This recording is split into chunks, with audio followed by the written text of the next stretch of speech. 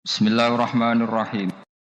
Faham ya? Sehingga dalam banyak hal misalnya riba, saya tidak mengatakan bunga loh riba. Riba itu dengan bunga itu kadang sama, kadang enggak. Pokoknya riba. Allah jelas ngendikan, jika kamu tidak meninggalkan riba, maka fa'dzanu biharbin minallahi wa rasulih. Kamu harus beri pengumuman kalau orang yang riba itu sama dengan memusuhi Allah dan Rasul dan menantang perang. Jadi fa'dzanu biharbin minallahi wa rasulih. Harus jelas.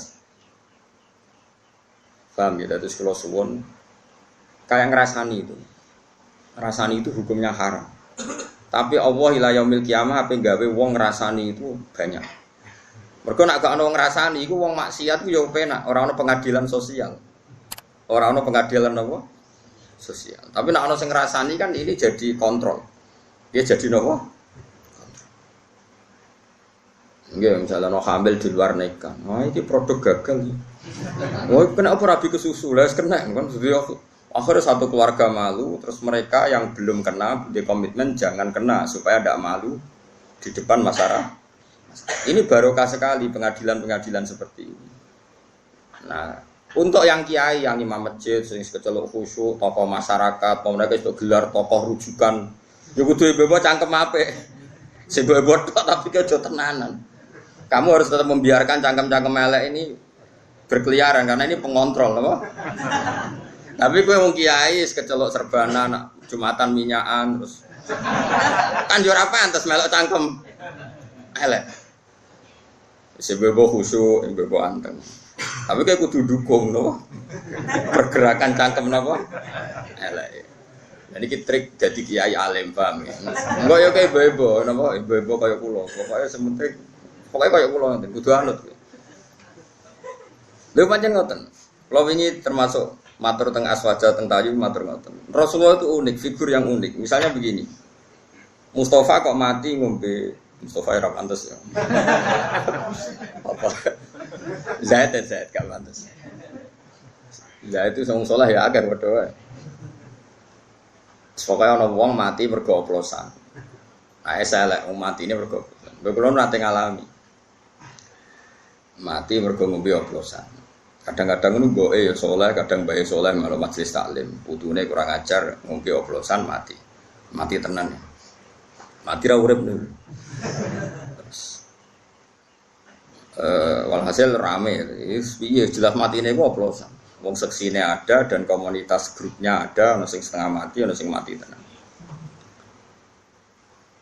Ya terus kemudian ada yang tanya saya, Gus, kampung saya ngalami seperti itu, saya ini kiainya di situ, sebaiknya saya nyolati apa enggak? Tak takoki, itu termasuk kitab tak ada di situ. Paling top, Gus. Biasanya kata orang-orang saya ini kiai induknya. Segini ae, satpam-satpam ning kono utawa wong petani biasa iki kon salat wis 5 ta 6 go syarat. Sing kowe mbok ora salat. Nggih sing kowe mbok ora salat. Ayo iki ketok napa? Begini logikanya begini. Ini rumah tenan. Awas nak salah neraka. Janazatu muslim. Loh ini saya ngomong di depan para kiai. Ini penting saya aturkan bukan karena saya sombong. Ciri khas kebenaran fikih adalah diomongkan di depan banyak. Kemudian dikontrol ahlul ilm. Kalau ahli ilm nanti tawatur setuju ini biar jadi hukum konsensus.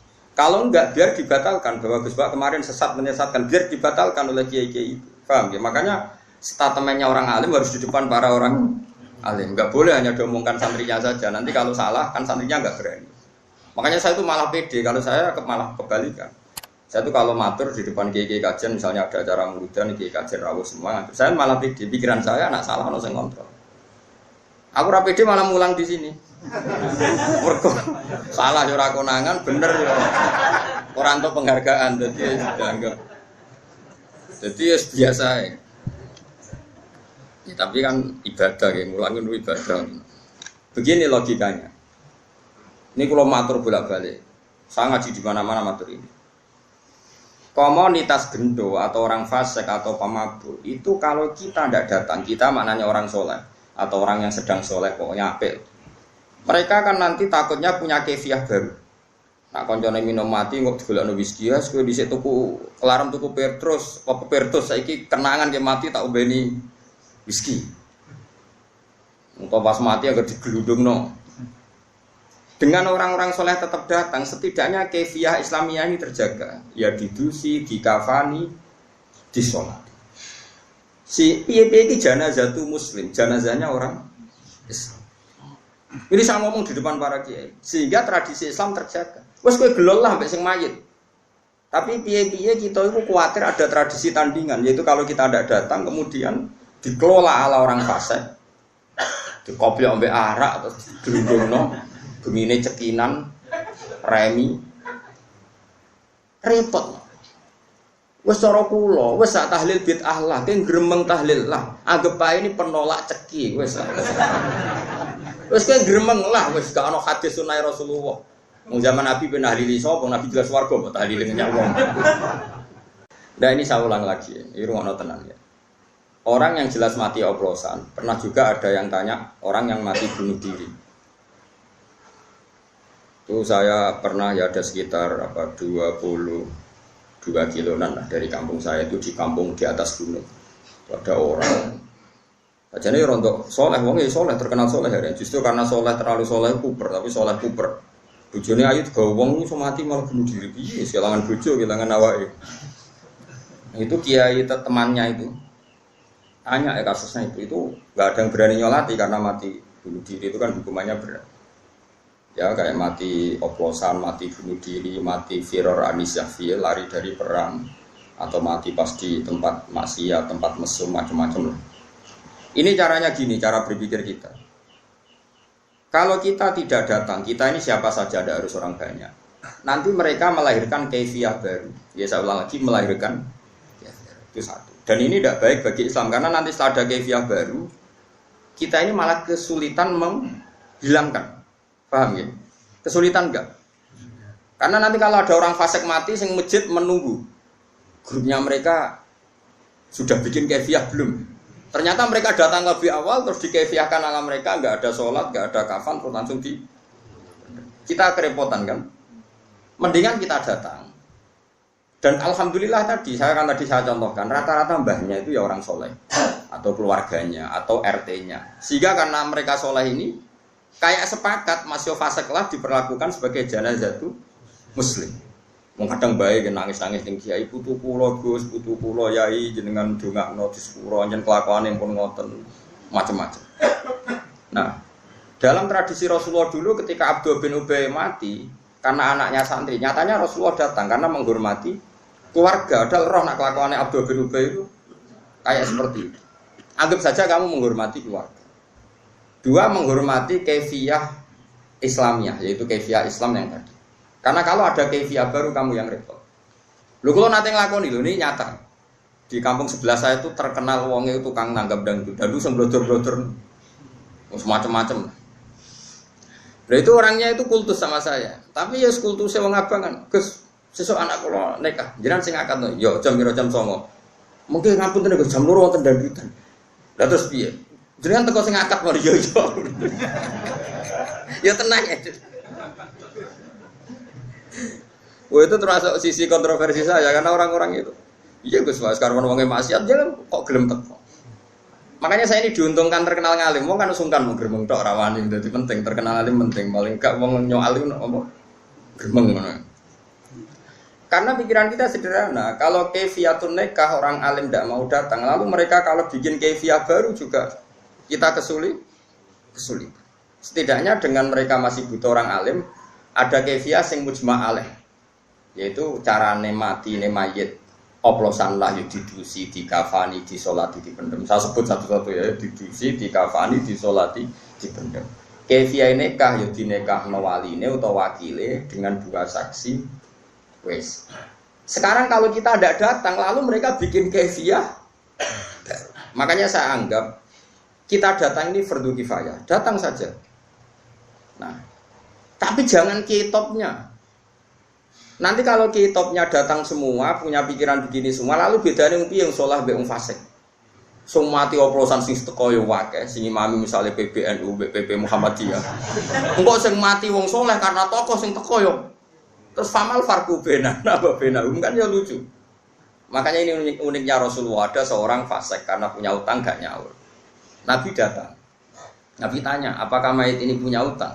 Ya ya Rasulullah. Nabi langsung balik kanan, nggak mau nyolati. Saya tidak mau nyolati orang yang punya utang. Nanti kayak bejo orang menangi Nabi. Waduh orang bakal Nabi nyolati umatnya zaman akhir. Karena kabeh duwe utang. BPKB ini tonggo bisa. Nggak utang cek ngaku BPKB ini tonggo. Iya gitu. Oh, itu mau rong dinar itu sak dinar mau 4,2 gram. Tahu tak itu mau sekitar 1.600.000. Itu Nabi pun purun, buatan purun. Saya iki lah utangnya bro. Ono 4 juta. Niki nanti kalau takleti utangnya 4 juta. Serah gelem Nabi. Pulau pun di atas 10 juta, tapi orang ngelangkai 20. Tapi kan aset pulau 1 juta, mesti sidik. Ke 4 juta aset temu bro. Ini wes Nabi gak kerson. Itu masyhur, Nabi itu gak mau nyolati. Tapi sebelum Nabi tidak mau nyolati, Nabi ngendikan gini, itu masyhur di hati-hati. Sallu ala sahibikum. Aku ra nyolatilah, tapi kue-kue kudu tetep. Ya. Sehingga kata Imam Nawawi dalam Syarah Sahih Muslim mengatakan, jika ada orang fasik meninggal, maka sebaiknya kitabnya itu gak usah ikut nyolati. Terus saja orang kan sepakat lah, misalnya di kawasan Rembang, Mbah Mun, di Hajen misalnya dulu Badullah, di Kudus misalnya dulu sepakat orang Barwan. Ini kan kiai kitab sing mujmalah. Ini sebaiknya tidak usah nyolati, karena ini nanti jadi ukuran. Ternyata mau fasek lah ya disolati wong top. Ya sing nyolati cukup ya sak Mustofa, terus teko be kukur-kukur, terus solate rapati fasek. Pokoknya sementing ono solat. Piye-piye dengan ada solat ini berarti ada keberlangsungan tradisi Islam dalam mengelola jenazah. Paham ya? Terus kalau ngangkat none kamu, artisnya dari itu sudah teko, mesti sudah delok. Tapi piye-piye sing ngangkat no kiai, misalnya kiai ra teko terus diangkat no penyanyi-penyanyi dangdut malah karo-karoan. Jadi pokoknya niati dengan kita datang berarti kaifiahnya ala kaifiah Islam. Ini penting kolator, no ben kowe ora terlalu garis lurus ya aja garis bingkong. Mesti ngerti duduk perkara hukum itu.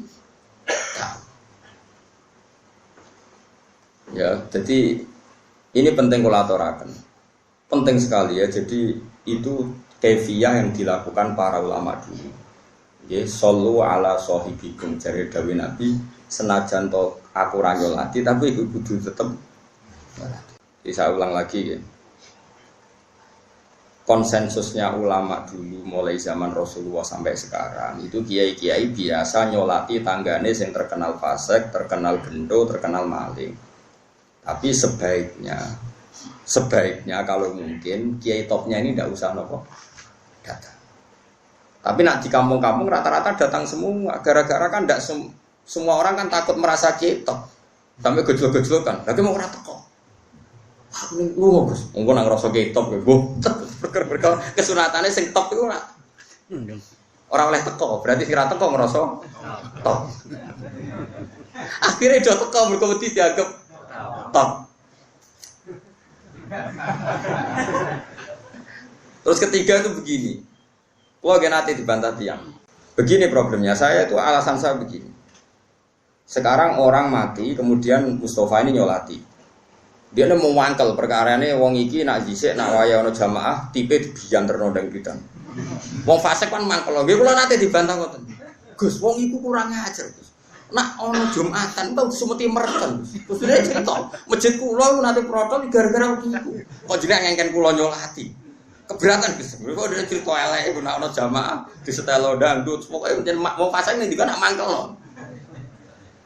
Lah wong saleh iku rata-rata kan mati-matian mempertahankan ketenangan masjid itu. Kadang ya ketenangan ono jamaah niku. Terus tak mau gini, kiai goblok.